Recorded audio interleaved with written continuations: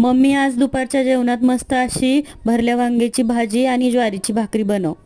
चला तर मग भरल्या वांग्याची भाजी बनवण्यासाठी ही 5 वांगी मी अशी मधून कट करून धुवून घेतलेली आहेत.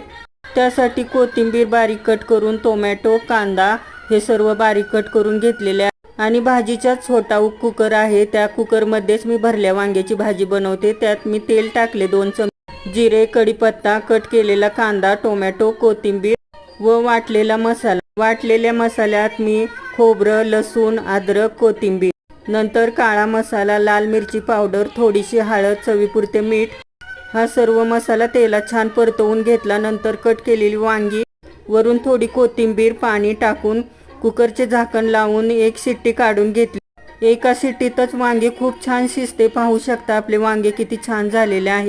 अशी भरली वांगी बनवती ना की सर्वजण खातच राहतील. आणि सोबत ज्वारीची भाकरीही बनवली. कट केलेला कांदाही सोबत ठेवला.